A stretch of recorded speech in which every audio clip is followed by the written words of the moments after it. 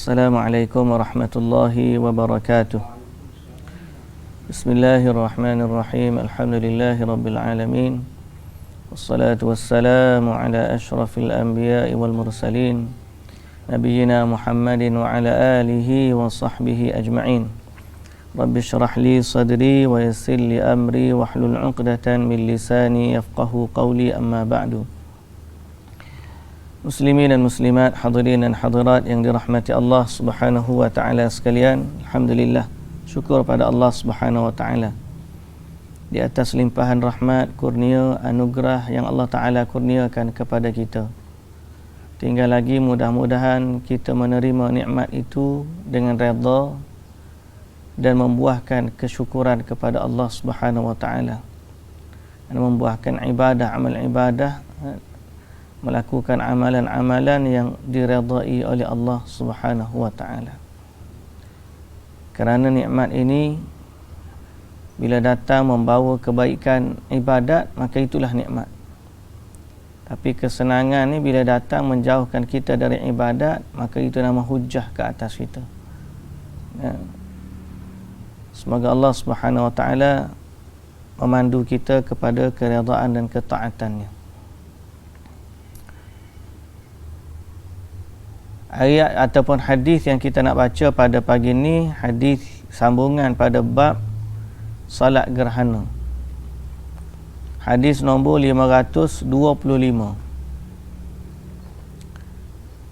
Hadis Abdullah bin Abbas radhiyallahu anhuma qala in khasafatis syamsu ala ahdi Rasulillah sallallahu alaihi wasallam فصلى رسول الله صلى الله عليه وسلم فقام قياما طويلا نحوا من قراءة سورة البقرة ثم ركع ركوعا طويلا ثم ركع فقام قياما طويلا وهو دون القيام الأول ثم ركع ركوعا طويلا وهو دون الركوع الأول ثم سجد ثم قام قياما طويلا وهو دون القيام الأول ثم ركع ركوعا طويلا وهو دون الركوع الأول ثم رفع فقام قياما طويلا وهو دون القيام الأول ثم ركع ركوعا طويلا وهو دون الركوع الأول ثم سجد ثم انصرف وقد تجلت الشمس فقال صلى الله عليه وسلم إن الشمس والقمر آيتان من آيات الله لا يخسفان لموت أحد ولا لحياته فإذا رأيتم ذلك فاذكروا الله قالوا يا رسول الله رأيناك تناولت شيئا في مقامك ثم رأيناك كعكعت فقال صلى الله عليه وسلم إني رأيت الجنة فتناولت عنقودا ولو أصبته لأكلتم منه ما بقيت الدنيا وأريت النار فلم أرى منظرا كاليوم قط أفظع ورأيت أكثر أهلها النساء قالوا بما يا رسول الله بكفرهن قيل يكفرن بالله قال يكفرن العشير ويكفرن الإحسان لو أحسنت إلى إحداهن الدهر كله ثم رأت منك شيئا قالت ما رأيت منك خيرا قط متفق عليه. Hadis 525. Hadis 525. Abdullah bin Abbas radhiyallahu anhuma berkata, telah terjadi gerhana matahari pada masa Rasulullah sallallahu alaihi wasallam. Maka Nabi sallallahu alaihi wasallam salat dan sangat lama berdirinya, hampir sama dengan bacaan surah Al-Baqarah. Hampir sama dengan qadar bacaan surah Al-Baqarah. Lama lah. Surah Baqarah ni lama, 2 juzuk setengah untuk qiyam pertama. Qiyam pertama tu sama lama dengan rukuk Baqarah. Kita solat gerhana dulu, hak di mustaqim dulu, hak paling lama lah, saya rasa paling lama, sehingga orang duk urut betih lepas daripada tu tidak baca penuh Al-Baqarah. Nah, baca aku panggil setengah juzuk yang pertama, rakaat pertama, setengah juzuk yang kedua, rakaat kedua, qiyam kedua. Lepas tu ambil last pula satu juzuk last, setengah juzuk yang pertama, setengah juzuk sampai last tu, kemudian setengah juzuk pula. Makna lebih kira sekitar qadar 2 juzuk ataupun kurang daripada tu. Ataupun kurang. Ambil setengah juzuk lah. Yang kedua tu saya ambil setengah juzuk, dia pendek. Jadi setengah juzuk pertama, lepas tu qiyam yang kedua tu kurang daripada setengah juzuk. Qiyam daripada tu, rakaat kedua tu setengah juzuk je. Saya ingat dalam 1 juzuk ya baca. Tak ada lama pun. 1 juzuk je. Tu pun lepas. Urut Allah lamanya ustaz semayang. Tapi alhamdulillah ya, kurang-kurang kita boleh memperkenalkan sunnah. Orang pernah, bila lagi kita nak semayang, Nabi SAW semayang lagi lama daripada tu kita tak mampu. Hak paling mampu pun Allahu Akbar. Hak tu pun kita urut kaki dah. Nabi qadar pertama bacaan dia qadar surah Baqarah. Berapa yang lama mana. Kemudian rukuk yang lama pula. Kemudian berdiri kembali yang juga lama. Bangun lama lagi. Qiyam pula. Kemudian tapi tak lama tidak selama yang pertama. Kemudian rukuk kembali yang juga lama. Tapi tak selama yang pertama. Kemudian sujud dan berdiri untuk rakaat yang kedua.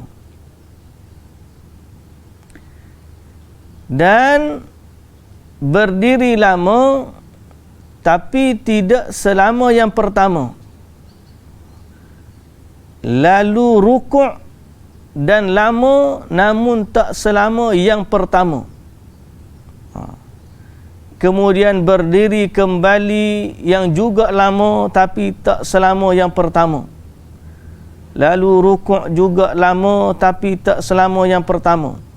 Lalu sujud.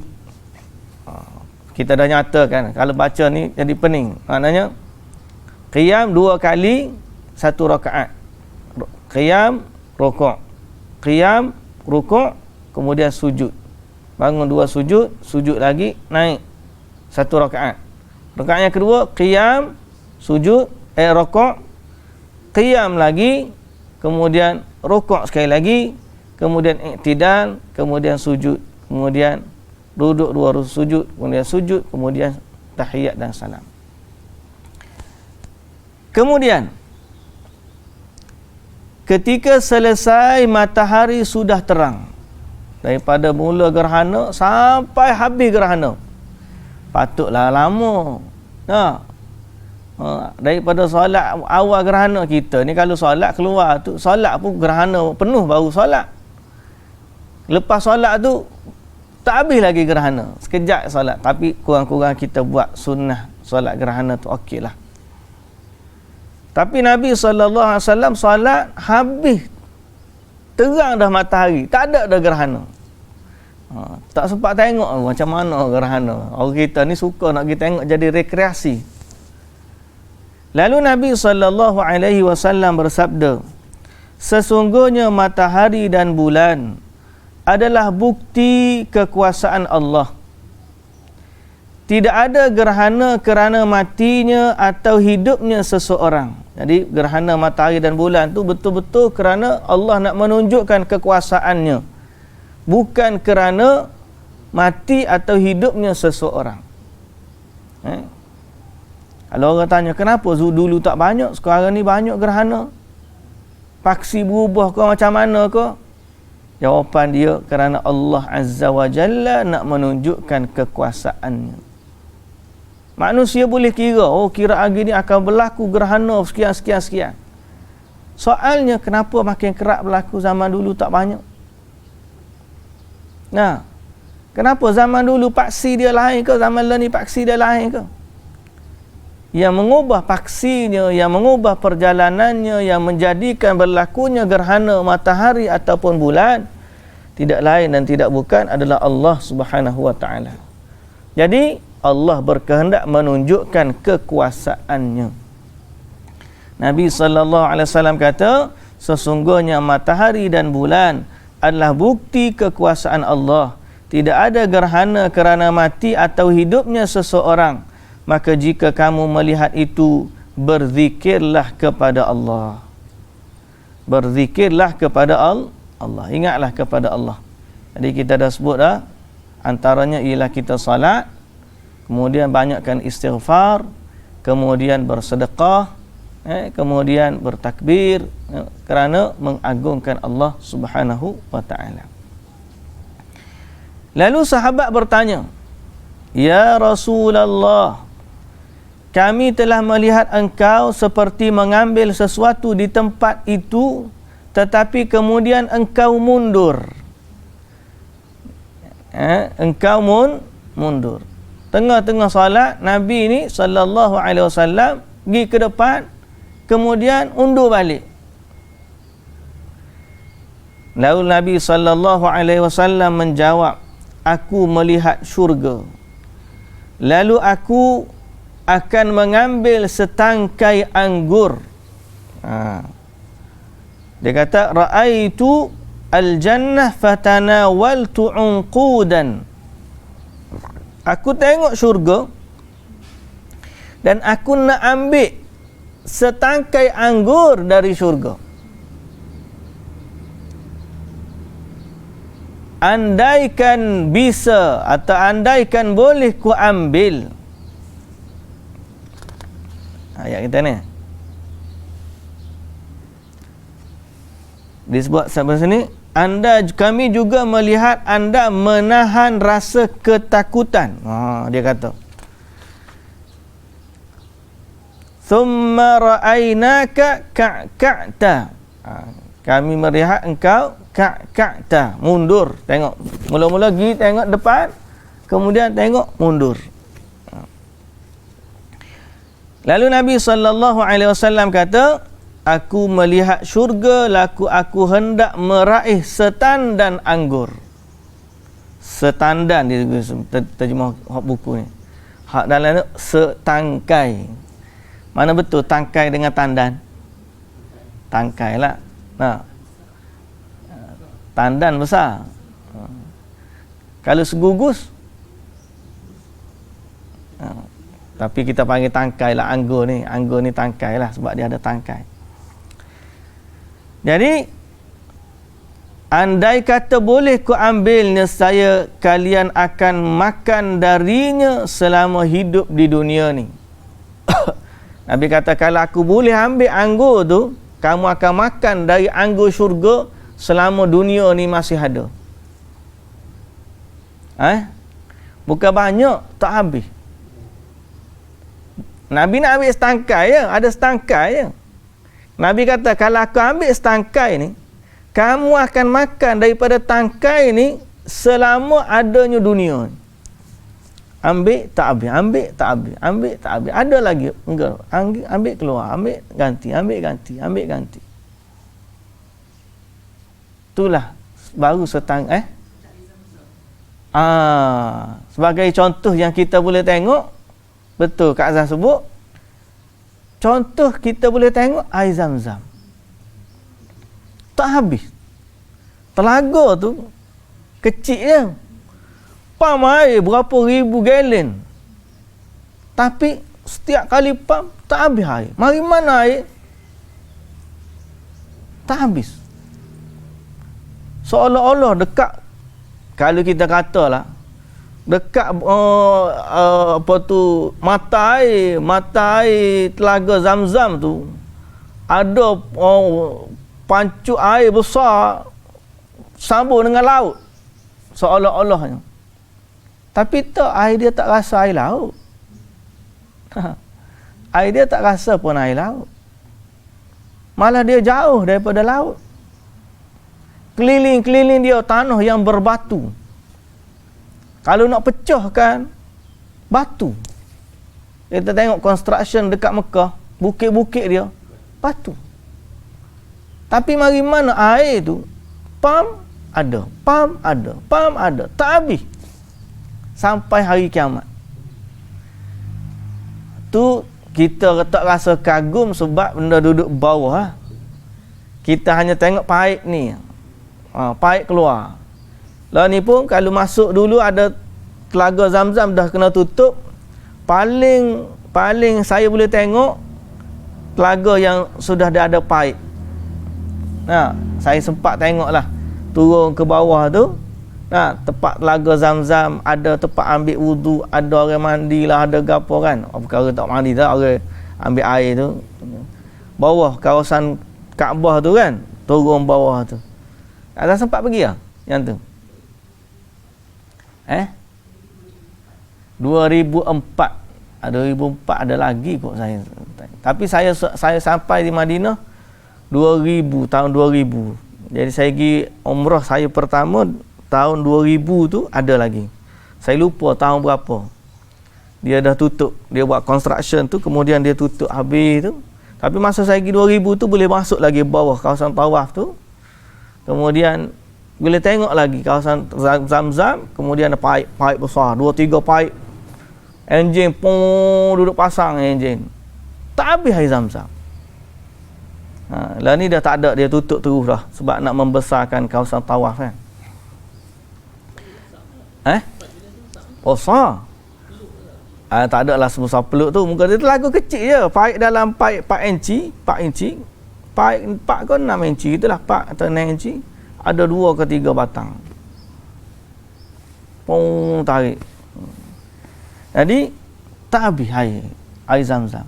Nabi kata kalaulah kurma atau anggur aku ambil dalam syurga tu, aku bawa masuk dunia ni, kamu akan makan dari anggur ni sampai selama ada dunia. Petik, ambil, makan, habis, tak habis. Allahu Akbar. Satu mukjizat Nabi. Tapi yang kedua itulah sifatnya buahan syurga. Ni, buahan syurga ni orang panggil apa? Wa fakihatin katsiratin la maqtu'atin wala mamnu'ah. Tak putus dan tak terhalang. Makanlah sebanyak mana nak makan. Buah tu senantiasa ada, tak habis. Nikmat dak syurga ni. Kalau dengar tu berasa nak je. Tapi layak kau kita? Itu persoalan dia. Semoga Allah Subhanahu Wa Taala mengampunkan dosa-dosa kita dan memasukkan kita ke dalam syurga dengan rahmat dia. Kemudian Nabi SAW kata, aku juga diperlihatkan api neraka. Maka aku tidak pernah melihat pemandangan yang lebih seram seperti hari ini. Aku juga melihat kebanyakan penghuni neraka itu wanita. Sahabat bertanya, mengapa begitu ya Rasulullah? Nabi SAW menjawab, kerana keingkaran mereka. Ingkar ataupun dalam bahasa hadis, kerana kekufuran mereka. Kerana kekufuran mereka. Kerana mereka sering berbuat kufur. Sahabat bertanya lagi, apakah mereka kufur terhadap Allah? Nabi SAW menjawab, kufur atau ingkar terhadap kebaikan suami. Melupakan kebaikan dan pertolongan. Jika kalian baik kepada mereka sepanjang masa, kemudian dia melihat satu keburukan darimu, pasti dia akan berkata, aku tidak pernah melihat kebaikan sama sekali darimu. Hadis muttafaqun alaih. Ini adalah satu pemandangan yang Nabi SAW bagi tahu, dan Nabi juga melihat dalam banyak dalam neraka tu, Nabi tengok ramai kalangan wanita. Bila Nabi SAW ditanya sebab apa wanita ramai masuk neraka, Nabi kata kerana mereka kufur. Sahabat tanya, kufur kepada Allah ke? Nabi kata tak, kufur terhadap suami. Macam mana kufur terhadap suami? Ialah dia ingkar, kufur kepada kebaikan suami. Kufur kepada kebaikan suami. Macam mana tu? Suami buat baik kepada dia, dia tak hargai kebaikan suami. Malah bila dia tengok satu keburukan kepada suami, dia kata aku tak nampak pun kebaikan selama duduk dengan kamu. Nah, dia kata apa? Lama dah aku minta cerah. Tak ada kebaikan pun. Stres duduk hidup denganmu. Macam-macam lah ayat dia. Ini adalah ayat-ayat yang keluar daripada mulut yang Nabi SAW sebut menjadi sebab kepada banyaknya wanita menghuni neraka. Zaman kita lah ni zaman ujian. Zaman ujian. Kena perhatikan wahai para isteri, yang mendengar ko, yang tak mendengar ko, perhatikanlah perkataan apabila bercakap dengan suami. Sebab zaman lah ni zaman wanita nak kepada kebebasan. Dia anggap dia dengan suami dia tu sama nilai dia. Betul sama nilai di sisi Allah.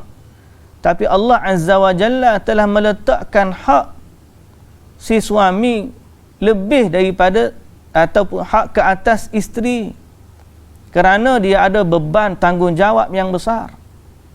Hari ni dia sangka bila dia dah ada kerja, dia dah ada gaji, dia tak berhajat kepada suaminya. Ada orang post dalam gambar Facebook, nah, dia kata bila golongan feminis ni, bila suami kata tolong buat air kat aku, dia pun jawab, buatlah air sendiri. Tapi bila pergi pejabat, bos dia kata, make me a coffee. Dia kata, yes boss. Dia lebih taat kepada bos dia di pejabat daripada taat pada suami dia. Malah dia kata apa? Saya nak cari keberkatan daripada gaji saya. Saya tak perlu kepada keberkatan daripada suami. Pasal apa? Sebab saya kerja dapat gaji.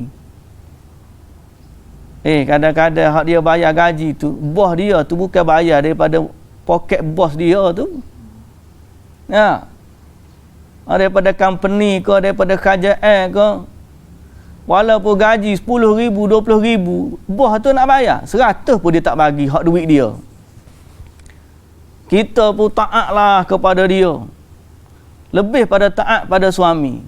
Padahal suami bayar ke kita nak bagi nafkah daripada poket dia. Lain.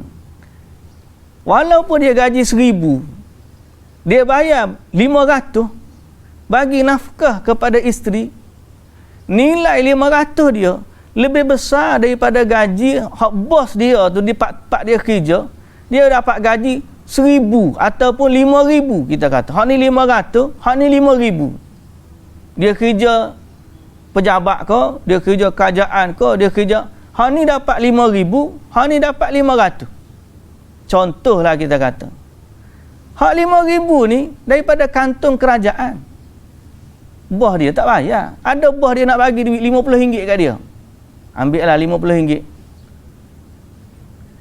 Kalau RM50 bulan depan dia kata, bulan lepas boleh dah RM50. Dia nak bayar RM50. Nak bagi bonus pun garu kepala. Tapi suami ni, dia bagi daripada poket dia, kantong dia. Kalau dia ada 500, kalau dia ada 1,000, 500 dia bagi. Daripada poket dia. Kalau dia ada Apa tu 1,000 dia bagi 800, 200 dia tinggal untuk dia, 800 untuk keluarga. Nilai pengorbanan dia jauh. Hatta tak usah kata dia dah wali. Kalau dia bagi 50, 100 ringgit sekalipun, tu daripada duit dia.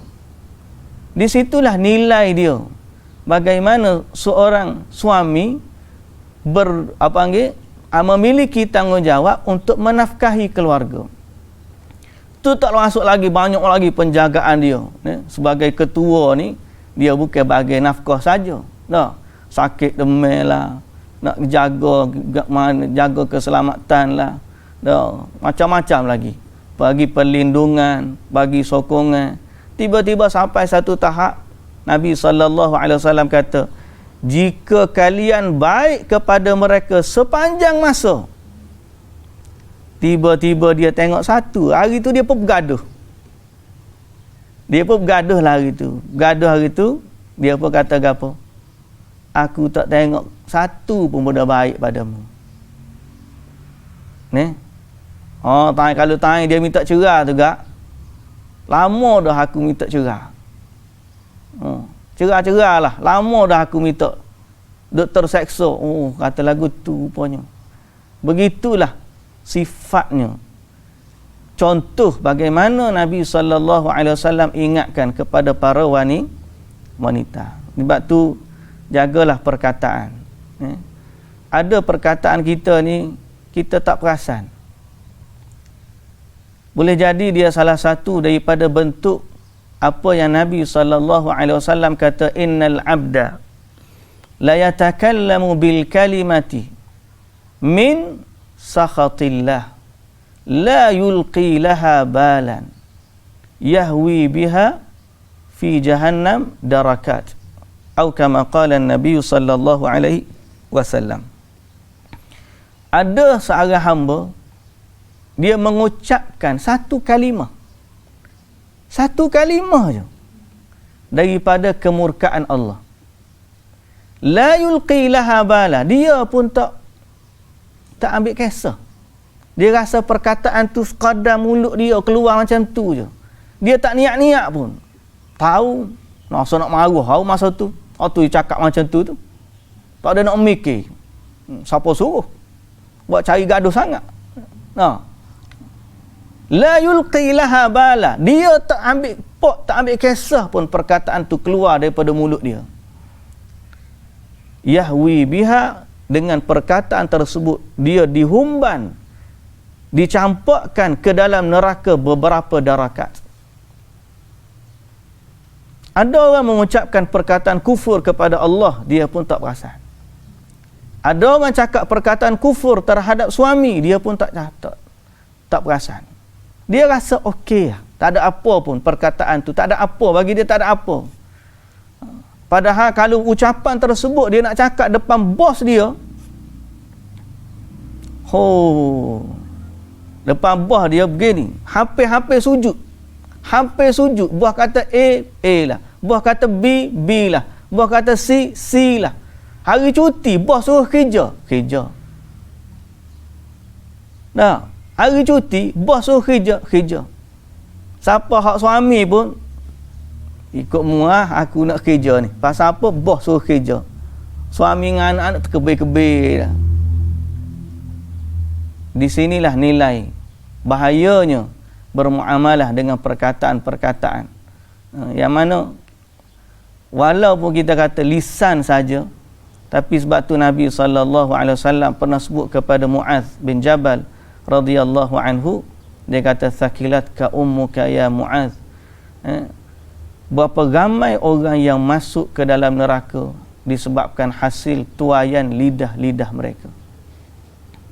Jadi kena perhatikan, percakapan kita ni sangat-sangat perhatikan.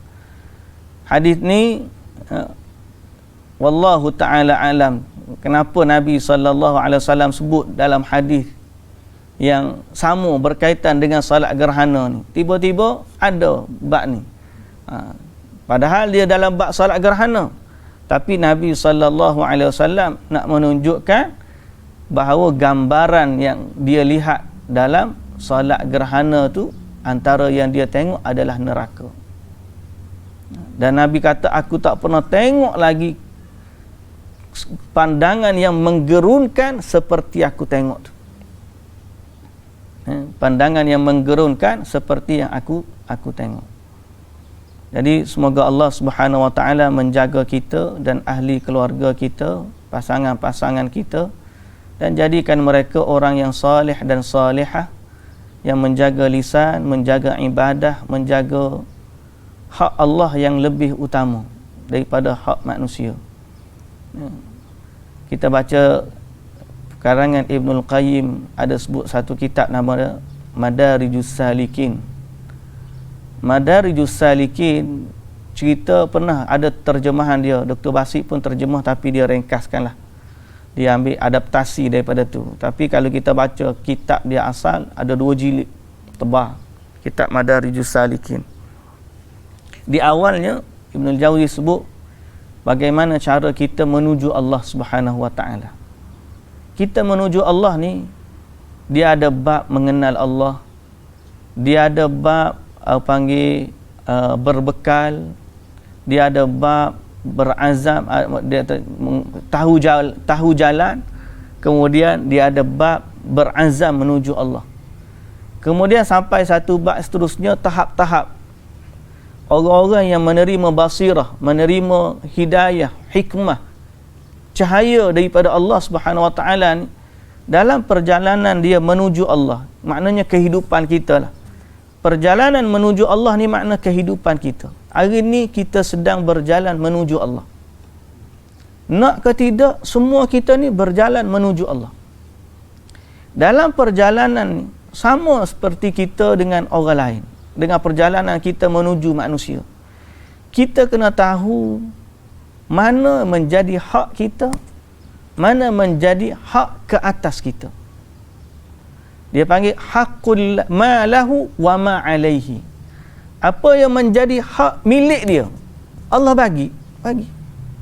Dan apa yang menjadi hak ke atasnya, maknanya apa yang menjadi milik kita, hak orang kena bagi kat kita. Apa menjadi hak ke atas kita, hak orang kita kena tunai. Kita kena tahu. Bila sama juga kita dengan Allah Subhanahu Wa Taala. Apa yang Allah bagi kat kita dan apa yang Allah tuntut ke atas kita. Dia kata ramai orang dia tak boleh bezakan antara apa yang menjadi hak baginya dan apa yang menjadi hak ke atasnya. Sehingga kadang-kadang dia merelakan hak untuknya, tapi dia menganggap seolah-olah dia telah menunaikan hak ke atasnya. Sebagai contoh, antara hak ke atasnya ialah Allah minta kita ibadat, kena semayang, kena puasa, kena bayar zakat, kena tunai haji, kena taat ibu bapa, kena taat suami. Itu hak ke atas kita. Hak milik kita, Allah bagi kita nak makan apa. Allah bagi harta kita, Allah bagi makan daging, itu terpulang. Mu nak makan makanan. Ada orang dia keliru, dia tinggalkan hak untuknya. Maknanya kesenangan yang Allah bagi dia tinggal, tapi dia menganggap seolah-olah dia telah melakukan hak yang dituntut oleh Allah. Contoh, Allah bagi makan daging, tiba-tiba dia tak makan daging, dan dia merasa dia lebih baik daripada orang hak makan daging, lebih soleh pasal dia adalah vegetarian. Boleh faham tak? Padahal sifat dia meninggalkan daging tidak dituntut pun.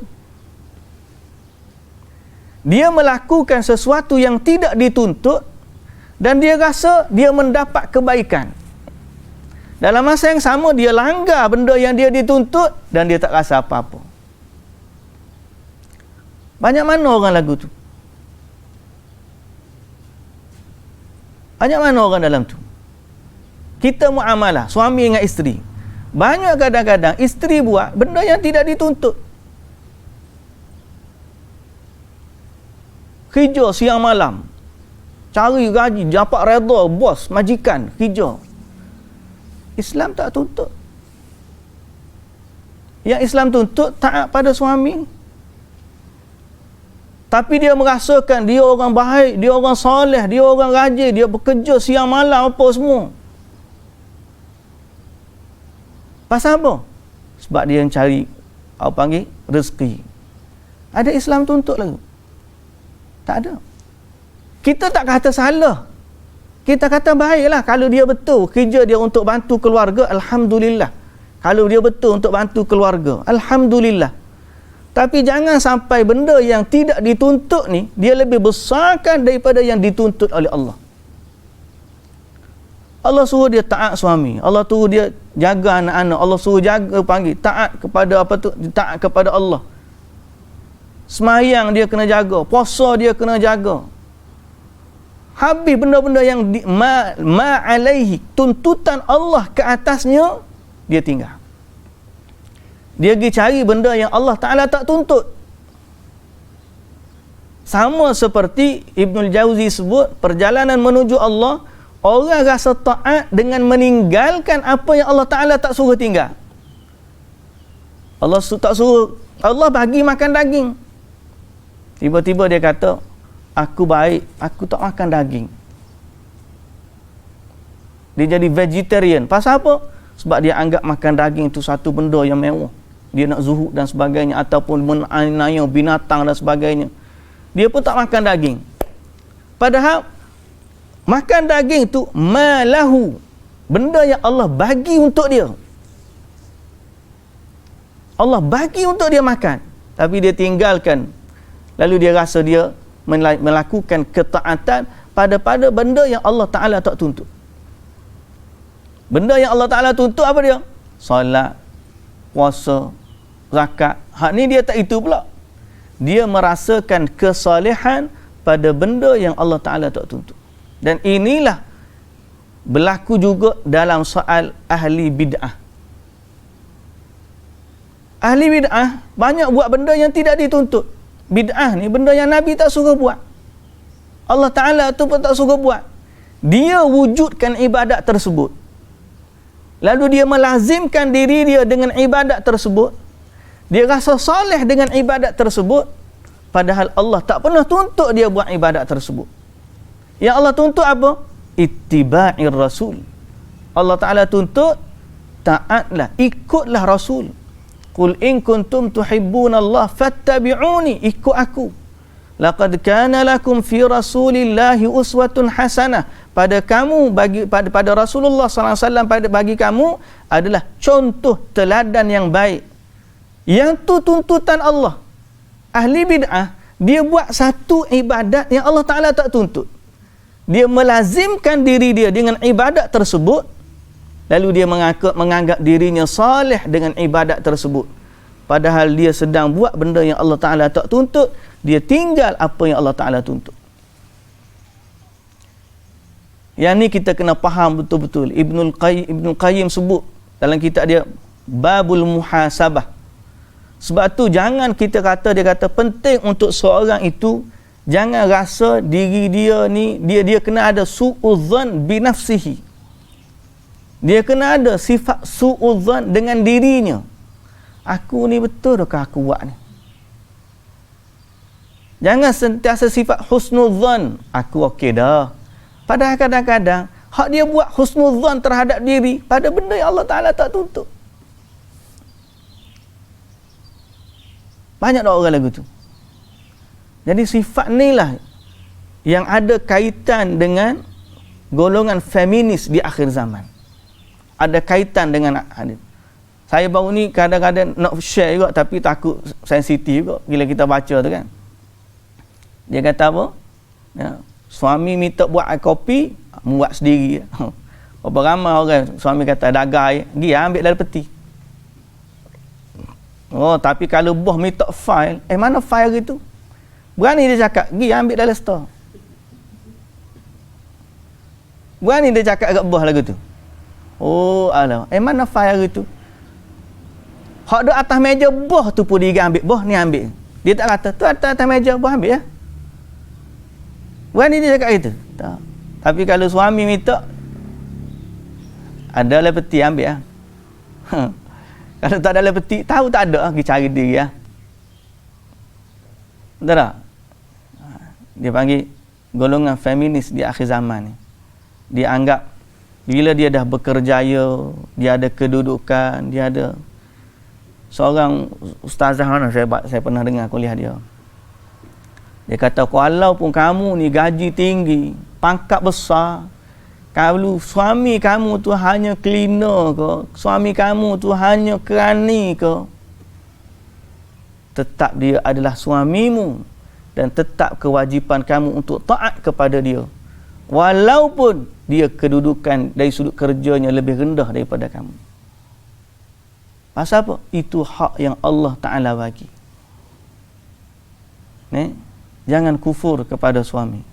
Untuk para wanita, jangan kufur kepada suami. Nabi SAW pernah sebut, tasaddaqna wa akthir, apa panggil? Ya ma'syara nisa al-ansar, apa panggil? Bersedekahlah dan perbanyakkanlah istighfar. Saya lupa lah, tapi antaranya sedekahlah. Nabi suruh. Bila sahabat pasangan, Nabi kata, aku tengok wanita ni ramai daripada kalangan wanita. Seorang wanita dia tanya Nabi, didik dia tanya, ya Rasulullah, ya, bapa kami ni tu apa tu, penghuni neraka, ramai kalangan wanita. Nabi pun jawab, sebab dia yakfurnal ashir. Tapi Nabi SAW juga kata, dan aku tidak melihat orang yang kurang agamanya. Kurang agamanya lebih menguasai orang-orang yang memiliki panggil hati daripada golongan-golongan wanita. Maknanya pengaruh mereka terhadap suami ni sangat besar, tapi dalam masa yang sama dia kufur kepada suami dia. Jadi sebab tu Nabi SAW pesan. Baik, cerita panjang ini lama kena lari daripada bab gerhana. Ada soalan?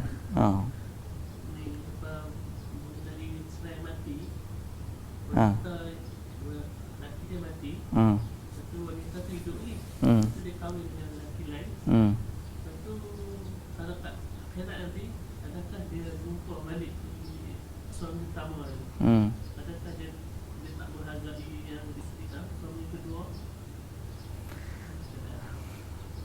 Baik, soalan. Seorang jadi bab keluarga pula ini ni. Seorang wanita kematian suami, kemudian kahwin lain dengan suami yang kedua, kemudian sampai hari akhirat dia nak duduk dengan suami mana? Nah, apakah dia kahwin tu dia kira tak menghargai suaminya yang pertama? Gitu. Dia kalau cerai lain, bila dah cerai tu lain lah. Bila dia cerai, dia dah tak ada suami. Bila dah mati suami, dia dah tak ada suami. Maka itu hak baginya. Kan tak kita tadi, hak baginya. Allah bagi kepada dia hak untuk dia berkahwin lagi. Maka dia buat sesuatu dalam rangka yang Allah Ta'ala bagi. Okey. Jadi kita kata tak timbul masalah dia derhaka kepada suami. Pasal apa? Hak ke atasnya pada masa tu dah tak ada. Sebab dia memang sudah tidak memiliki suami. Tapi kalau dia masih ada suami, dia ada. Kalau kita macam sebut contoh tadi, apa yang menjadi miliknya, apa yang menjadi hak ke atasnya. Kalau dia ada suami, dia ada hak ke atasnya. Jadi macam mana dia boleh ada hak nak pergi cari suami lain? Tak boleh lah. Kalau hak tu dia kira memang besarlah dosa dia. Ni dia dah tak ada hak. Suami dah meninggal. Lalu dia memiliki hak untuk berkahwin lagi. Maka dia buat sesuatu dalam hak yang Allah Ta'ala bagi. Tak apa, tak ada masalah. So dia tidak menjadi orang yang derhaka kepada suaminya yang pertama bila dia kahwin lagi. Tak. Sebab hak suami masa tu sudah pun habis dengan kematian dia. Persoalan yang kedua, bila sampai hari akhirat dia nak duduk dengan suami mana? Ada beberapa pandangan lah di kalangan ulama. Ada yang kata yang terakhir. Ada yang kata suaminya yang terakhir. Ada yang kata suaminya yang paling soleh. Atau dia pilih mana nak duduk dengan suami mana. Pasal syurga adalah kenikmatan. Dan pada hari tersebut tak ada dah rasa suami tu rasa cemburu, itu isteri aku dulu tu apa duduk dengan dia, tak ada. Manaza'na ma fi sudurihim min ghillin ikhwanan ala sururi mutaqabilin. Kalau dia pilih salah satu daripada suaminya, dia tak akan timbullah cemburu dalam syurga, tak ada dah. Pasal Allah Ta'ala akan gantikan dengan pasangan yang lebih baik daripada pasangannya di dunia. Kan Allah Ta'ala dalam doa kita salat jenazah, wa abdilhu daran khairan min darihi wa zawjan khairan min zawjihi wa adkhilhul jannah wa qihi fitnatal qabri min azabin nar. Ya Allah, gantilah bagi dia tempat tinggal yang lebih baik daripada tempat tinggalnya di dunia. Gantilah baginya pasangan yang lebih baik dari pasangannya di dunia. Andai kata dia dulu ahli suaminya atau isterinya salah seorang daripadanya bukan ahli syurga, Allah akan ganti dengan pasangan ahli syurga yang lebih baik daripada itu.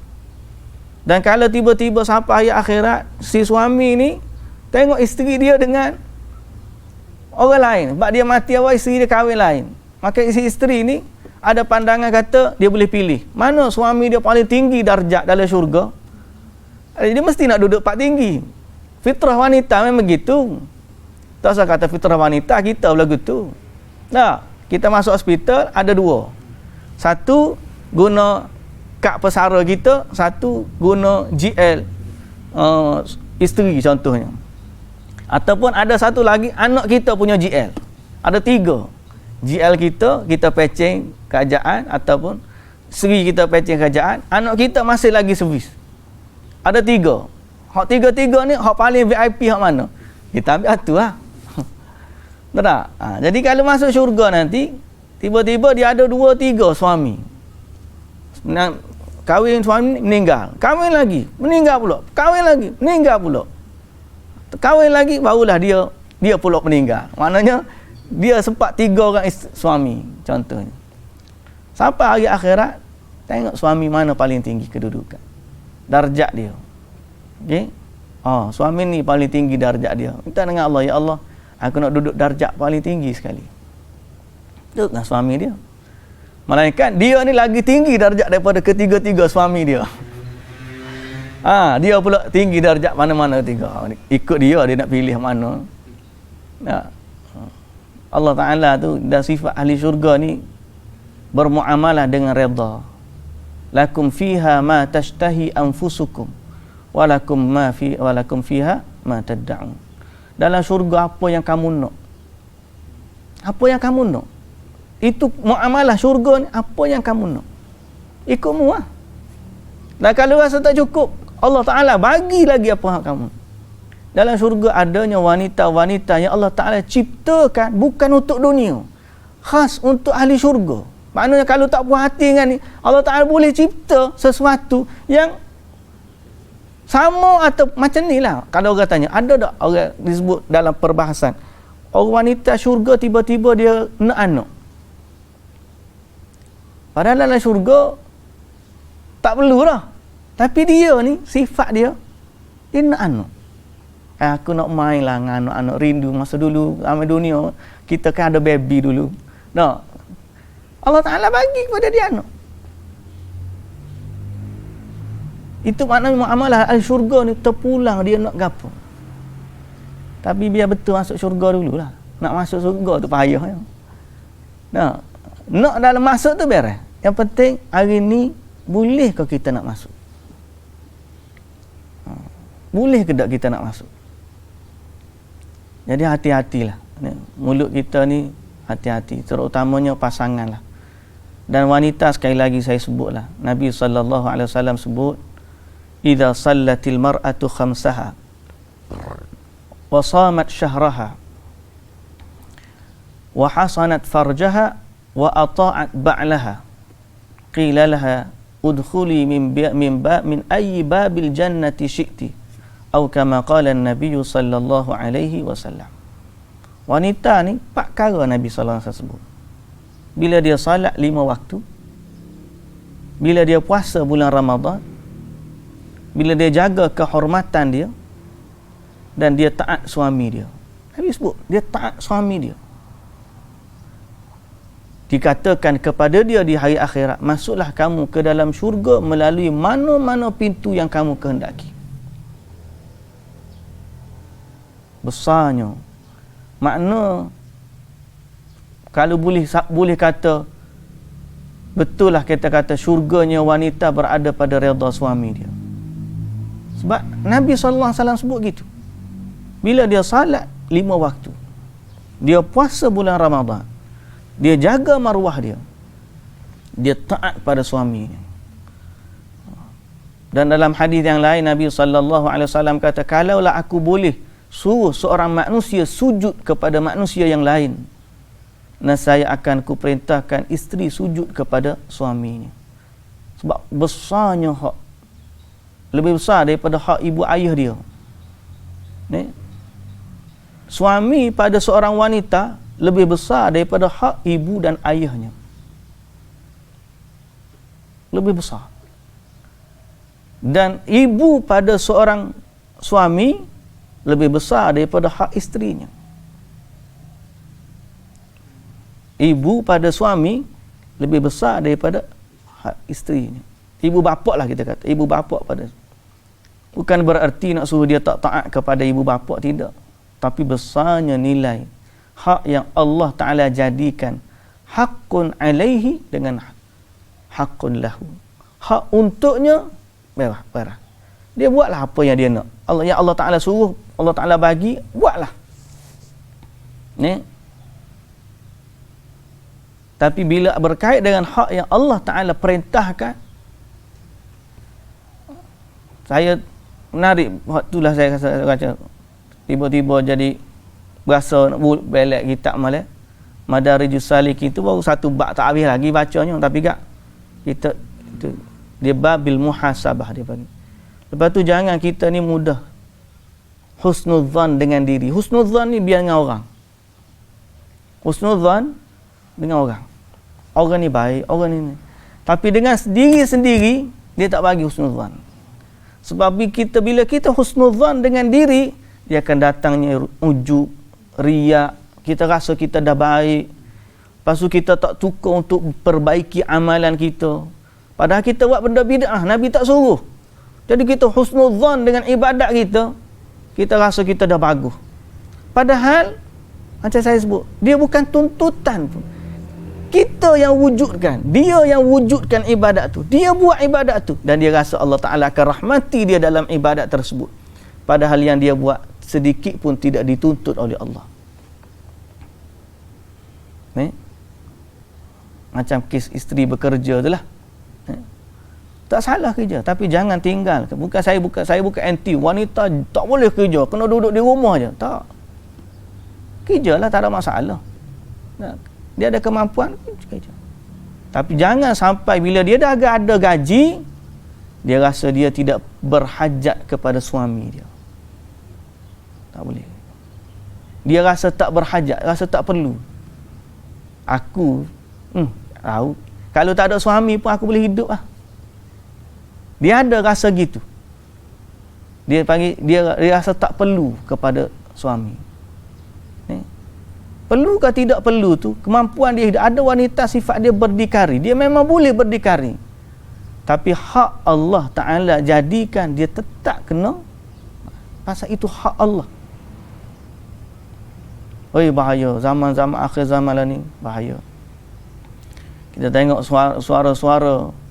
Baru ni Suhakam pula nak cari researcher untuk kaji peringkat perlembagaan ni, nak iktiraf jantina ketiga. Third gender. Apa dia? Transgender. Nak suruh jadi iktiraf.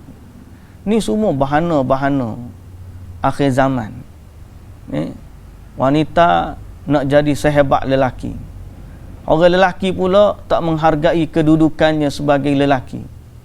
Dia rasa dia tidak lepas tu dia pula nak jadi perempuan, tukar pula jantina. Daripada lelaki nak tukar jadi wanita, buat operation pula jadi wanita. Tuntut hak masuk tandah lah, tuntut hak main bola.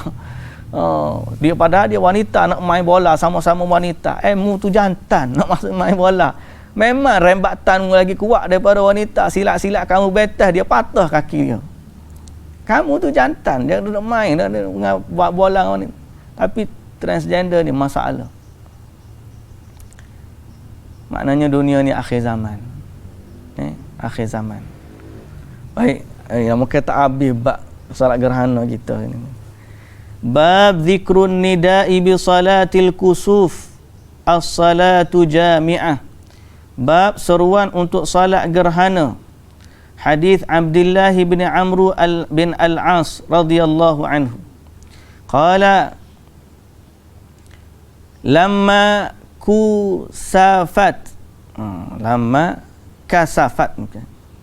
lamma kasafatis syamsu ala ahdi Rasulillah sallallahu alaihi wasallam nudiya inna as-salata jami'ah فركع النبي صلى الله عليه وسلم ركعتين في سجدة ثم قام فركع ركعتين في سجدة ثم جلس ثم جلي عن الشمس فقال وقالت عائشة ما سجدت سجودا قط كان أطول منها متفق عليه.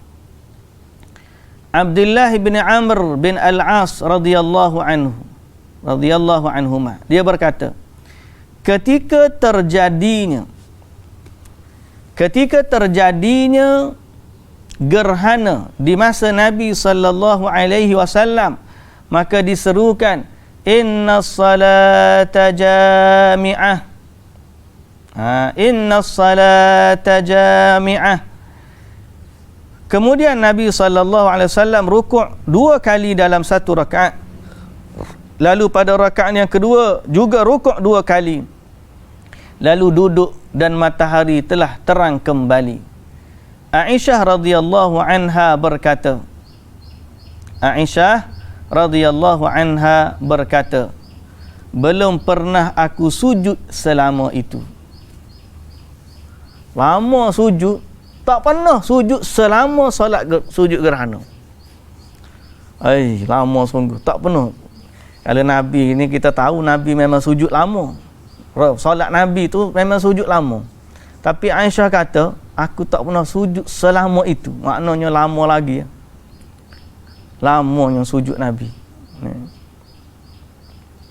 Kita ni tak sujud lama, cepat sujud, cepat naik lalu. Tak ada nak baca. Tasbih 3 kali pun tak boleh nak baca. Kalau kita tahu tasbih 3 kali ni adalah perbahasan ulama untuk jaga tamakninah. Ada yang kata tasbih 5 kali. Ada yang kata lebih daripada tu. Untuk jaga sifat salat yang sempurna. Sekurang-kurangnya biar cukup 3 kali nak dapat kadar tamakninah tu. Bukan 3 kali tu sebab bilangan dia orang tak subhanallah. Asal 3 kali tapi baca cepat.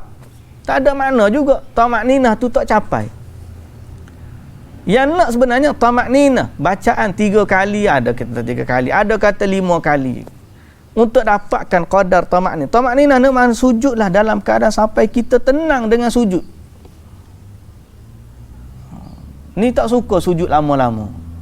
Aisyah radhiyallahu anha kata, aku tak pernah sujud selama tu salat gerhana. Selama salat sujud gerhana. Mana lama sungguhlah sujud dia. Hadis yang seterusnya. Hadis Abi Mas'ud radhiyallahu anhu qala an-nabiy sallallahu alaihi wasallam, inna asy-syamsa wal qamara la yankasifani li mauti ahadin minan nas. ولكنهما آيتان من آيات الله فإذا رأيتموهما فقوموا فصلوا متفق عليه. Abu Mas'ud radhiyallahu anhu berkata, Rasulullah sallallahu alaihi wasallam bersabda, sesungguhnya matahari dan bulan tidak gerhana kerana matinya seseorang, tetapi keduanya adalah bukti kebesaran Allah. Jika kamu melihat gerhana, berdirilah untuk salat. Berdirilah untuk salat. Jadi bila nak bangun salat tu kena panggil as-salatu jami'ah atau inna as-salatu jami'ah. Jangan tiba-tiba buat azan pula. Allahu akbar, Allahu akbar. Siapa hayya 'ala salatul kusuf. Marilah salat gerhana. Bid'ah lain pula. Benda Tuhan tak suruh kita buat. Pelik manusia ni, dia suka buat hak Tuhan tak suruh. Dia buat, dia tinggal hak Tuhan suruh. Banyak mana ahli bid'ah dia suka buat benda Tuhan tak suruh. Dia sendiri wujudkan ibadat tersebut. Tuhan tak suruh pun dia wujudkan. Lalu dia kata pahala besar ni. Siapa kata? Mu ayat. Kalau kamu kata tak ada makna. Benda Tuhan tak suruh, mu buat, lepas tu mu dakwa, pahala besar. Itulah keburukan bid'ah. Benda jelas kita nak sebut gitu dah. Tuhan tak suruh, kita buat, lepas tu kita rasa kita dapat pahala. Berat lagi bila orang tegur kita, tak payah buat lah, mari buat hak Nabi ajar lah. Kita pula marah, halang orang buat ibadat. Kan? Jadi terbalik pula. Kita nak ajak buat ibadat mengikut sunnah, bukan nak halang buat ibadat. Dia kata, oh ni tengok ni pokok ni, orang nak buat ibadat sikit-sikit tak boleh, sikit-sikit bid'ah, sikit-sikit bid'ah. La ilaha illallah. Biar faham ke maksud tu gapo. Maksudnya kita sayang ke demo.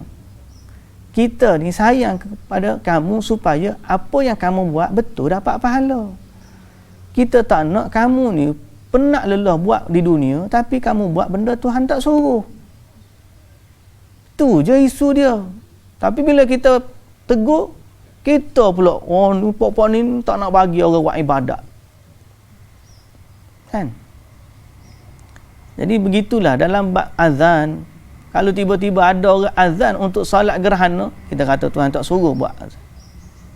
Kalau qomat, dia kata qomat. Kita panggil yang harus semayang. Allahu akbar, Allahu akbar. Syahadu an la ilaha illallah, syahadu anna Muhammadan hayya 'alas salah, hayya 'alal falah, qad qamatis salah, qad qamatis salah. Allahu akbar, Allahu akbar, la ilaha illallah. Boleh tak? Tuhan tak suruh. Apa nak salat gerhana nak kena qomatnya? Nabi as-salatu jami'ah. Seru orang panggil salat gerhana. Salat didirikan. Pasal apa? Azan dengan iqamat ni syiar. Syiar untuk salat 5 waktu. Kita tak boleh nak main-main suka-suka je. Nah, nanti lepas ni orang buat semaya hajat kat rumah pun qomat dulu sebelum salat hajat. Nah. Sebelum salat tahajud pun qomat dulu. Boleh ke? Tak boleh. Benda Tuhan tak suruh, jangan buat. Kalau ayat lebih-lebih kan marah pula tengok ustaz tu tak sibuk orang ibadat. Allah. Kena faham. Dunia macam tu lah. Lagi. Bab ke hadis seterusnya 528. Hadis Abi Musa radhiyallahu anhu qala khasafatis syamsu faqama an-nabiy sallallahu alaihi wasallam fazi'an yakhsha an takuna as-sa'atu fa'ata al-masjid fa shalla bi atwali qiyamin wa ruku'in wa sujudin ra'aituhu qatt yaf'aluhu wa qala hadhihi al-ayat التي يرسل الله لا تكون لموت أحد ولا لحياته ولكن يخوف الله به عباده فإذا رأيتم شيئا من ذلك فافزعوا إلى ذكر الله ودعائه واستغفاره متفق عليه. Dari Abi Musa radhiyallahu anhu berkata, telah berlaku gerhana matahari. Maka bangkitlah Nabi sallallahu alaihi wasallam kerana takut akan berlakunya kiamat. Fazi'an, Nabi takut Takut apa? Takut terjadinya kiamat. Bila berlaku gerhana, kiamat dah kau kata. Kita relax.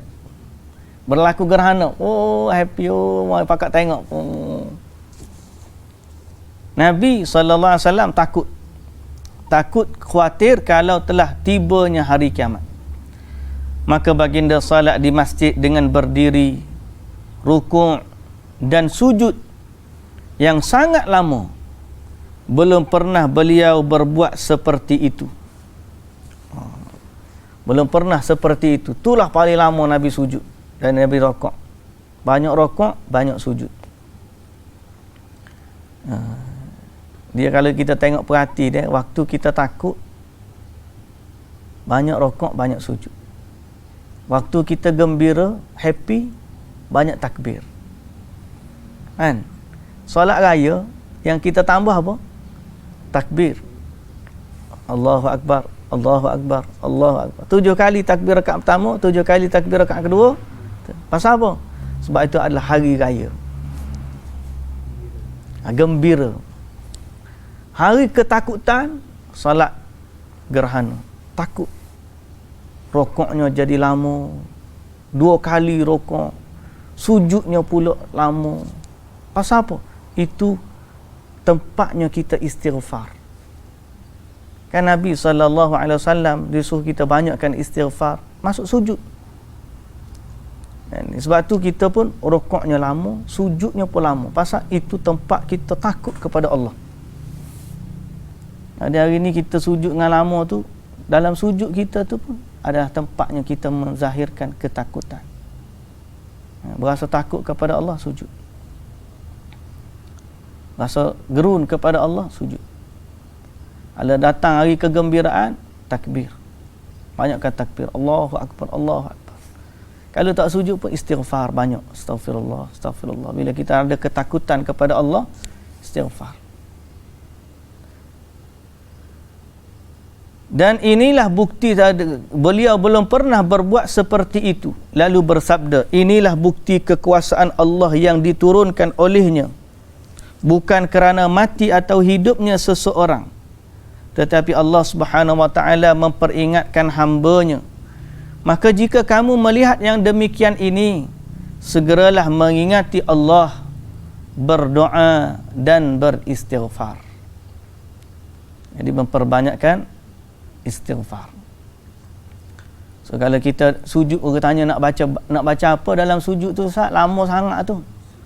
Kita tak habis dah. Zikir kepada Allah, dalam tu ada doa, dalam tu juga istighfar. Tak adalah kata kita Ustaz kena baca subhanallah ni berapa kali ni, 1000 kali ke subhanallah, subhanallah, subhanallah. Ada dalam sujud tu, berzikirlah kepada Allah, sebutlah subhana rabbiyal a'la, boleh sebut, tasbihlah kepada Allah, subhanakallahumma rabbana wa bihamdik. Tapi dalam saya Nabi sebut doa, istighfar. Boleh kita doa dalam sujud tu, ya? Kita doakan istighfar banyak-banyak. Baik, hadis yang seterusnya, hadis 529. Hadis Ibnu Umar radhiyallahu anhuma annahu kana yukhbiru 'anil nabiy sallallahu alaihi wasallam inna asy-syamsa wal qamara la yakhsifani li mauti ahadin wala li hayatihi walakinnahuma ayatani min ayatillah fa idza ra'aitumuhuma fasallu, muttafaqun alaih. Ibnu Umar radhiyallahu anhuma menceritakan bahawa Nabi sallallahu alaihi wasallam bersabda, sesungguhnya matahari dan bulan itu tidak gerhana kerana mati atau hidupnya seseorang, tetapi keduanya merupakan bukti kekuasaan Allah. Jika kalian melihatnya, maka salatlah. Jika kalian melihatnya, maka salatlah. Okay. Hadis ini sama dengan sebelumnya, cuma datang dalam riwayat yang lain. Hadis yang ke-530, hadis terakhir dalam bab kita pada hari ini, hadis Al-Mughirah bin Syu'bah radhiyallahu anhu. Qala kasafatis syamsu, bagi dia salah situ, syamsi. Kasafatis syamsu ala ahdi Rasulillah sallallahu alaihi wasallam yawma mata Ibrahim. Faqala an-nas kasafati asy-syamsu li mauti Ibrahim. Faqala Rasulullah sallallahu alaihi wasallam inna asy-syamsa wal qamara la yankasifani li mauti ahadin wala li hayatihi fa idza ra'aitum fasallu wad'u Allah. Muttafaqun alaih. Dari Al-Mughirah bin Syu'bah radhiyallahu anhu, dia berkata, telah berlaku gerhana matahari bertepatan pada hari matinya Ibrahim, anak Nabi. Anak Nabi ni ada salah seorang nama Ibrahim dan mati meninggal waktu kecil. Hari dia meninggal, hari itu berlaku gerhana. Maka orang-orang berkata, gerhana matahari berlaku kerana matinya Ibrahim. Gerhana hari ini berlaku sebab Ibrahim mati. Dunia pun bersedih. Dunia pun bersedih. Matahari pun berkabung dengan sebab kematiannya Ibrahim. Jangan kata gitu. Tapi nak sebutnya, manusia hari itu dia kata apa? Matinya gerhana matahari kerana matinya Ibrahim. Tak mustahil ada orang kata gitulah bila berlaku lagi ni gerhana, tiba-tiba ada pemimpin kau, ada orang dia sayang mati. Hari gerhana berlaku. Dia pun kata matahari pun berkabung dengan kematianmu. Lalu Nabi SAW kata, sesungguhnya matahari dan bulan tidak gerhana kerana mati atau hidupnya seseorang. Jika kamu melihat itu, salatlah dan berdoalah. Salatlah dan berdoalah. Muttafaqun alaih. Jadi muslimin dan muslimat yang dirahmati Allah, habislah kita bab gerhana. Kita akan masuk dalam bab jenazah, janaiz, kitabul janaiz, iaitu kitab bab jenazah, bab kematian, bab menguruskan kematian orang mati ni. InsyaAllah, moga-moga Allah Ta'ala merahmati kita, memandu kita kepada ketaatannya, mentaufikkan kita untuk melaksanakan tuntutan Allah ke atas kita dan mengetahui mana yang kena kita buat, mana yang boleh kita untuk tinggalkan, dan yang mana Allah bagi kemudahan kepada kita. Antara hak dan privilege, kita dah sebut sebelum ni kan, antara hak dan privilege. Ada benda yang sebenarnya menjadi privilege. Baguslah kita buat tu, dia adalah privilege, tapi jangan kita anggap dia adalah hak. Kita tak boleh nak tuntut lah, sebab tu privilege ya. Kalau kita buat. Jadi kalau tiba-tiba hari ni berlaku terbalik, dia kata, ustaz lah ni terbalik. Pasal terbalik ke lagu mana? Isteri bekerja, suami jadi suri rumah.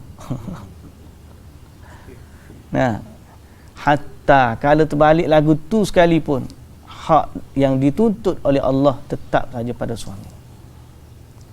Ni sama juga. Jangan kerana dia, sebab dia cari rezeki, dia boleh herdik suami dia, dia boleh kata kat suami dia apa yang dia nak kata. Itu kalau suami suri rumah. Mana surah rumah. Bukan suri rumah. Suami jadi seri ya. Bukan tu suri rumah, ni seri rumah. Rumah dia berseri dengan sebab suami. Isteri pergi kerja, cari rezeki dan dapat. Pasal itulah kemampuan dia. Tetap juga bila dia balik, isteri kena taat kepada suami. Jangan. Sebab apa? Isteri kerja tu privilege. Dia kebaikan, dia dapat, alhamdulillah, mudah-mudahan dia dapat kebaikan. Kita tak kata dia saja, dia dapat kebaikan sebab bantu keluarga dia, Allah Ta'ala bagi pahala kepada dia, insya-Allah banyak rezeki yang dia dapat nanti, keberkatan dia. Tapi tetap saja dia adalah privilege. Hak suami itu right, yang dia kena jaga, dia kena, pasal itu hak yang dituntut, sedang hak ni hak yang dia relakan diri dia untuk bagi. Dia tak akan terlepas daripada right ni. Sebaliknya, suami itulah nanti akhirat besok banyak soalan yang dia nak kena jawab di hari akhirat. Dia tak akan lepas gitu saja, melainkan memang dia uzur, dia tak boleh kerja, dia susah, dia sebagaimana kerana sakit, dia kena, dia kerja dia kemalangan, duduk di rumah terlantar, isteri pula kena cari. Tetap saja itu adalah privilege. dia merelakan dirinya, dia tidak dituntut. Okey, hatta kalau dia kata saya tak mampu nak kerja, hidup dalam kedhaifan dengan si suami, tak apa, makan apa yang ada, bantuan zakat ada dan sebagainya, tak apa, tak menjadi hak bagi suami isteri dia untuk pergi kerja. Pasal itu bukan tuntutan agama terhadap dia. Kalau dia redha dalam keadaan tersebut, okey, alhamdulillah. Malah ada ramai je orang redha dalam keadaan gitu, tak apa. Yang penting dia hidup, boleh dia jaga suami dia. Suami dia sakit, dia jaga suami dia, dia boleh jaga anak-anak dia, tak apalah, kita makan cukup dengan apa yang ada. Lagipun pecing suami pun dah ada. Ada orang gini, Masya Allah. Saya balik daripada mana dah gitu? Saya balik daripada Perak kan? Saya balik pada mana? Kedah ke? Singgah di Perak. Pergi di kat Ipoh tu, nak ziarah seorang. Dia nak ziarah kawan dia. Terlantar sakit. Memang terlantar sakit. Tapi saya tengok isteri dia jaga suami dia. Saya kata tak jumpa orang sebaik ni. Jaga. Suami tu Masya Allah. Sakit berapa tahun dia sakit lagu ni? 10 tahun. Jaga. Tapi tidak nampak langsung pada riak wajahnya dia terbeban dengan dia jaga suami. Malah dia happy. Dia seronok. Pasal dia bila abang, ni kawan abang datang ni, kawan abang datang ziarah ni. Dia kata suami saya suka kalau orang datang ziarah ni. Ni kawan dia ni kan datang, dia tunjuk gambar dia dengan anak-anak dia. Dia happy jaga suami. Saya tanya macam mana nak? Adalah kawan bantu sikit-sikit, ada orang bagi susu untuk dia ke apa. Lepas tu makcik, saya duduk sini lah, saya jaga dia, tak apa. Saya pun happy.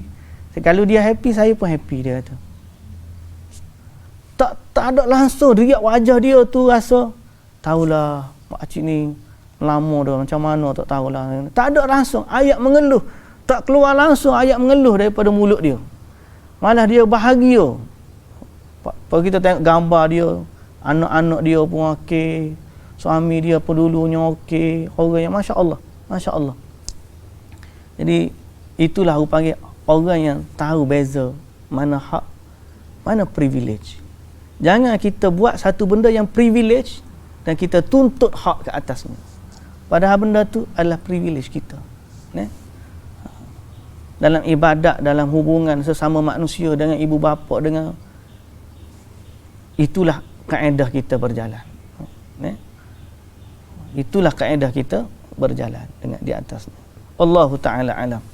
Subhanakallahumma wa bihamdika asyhadu an la ilaha illa anta astaghfiruka wa atubu ilaik.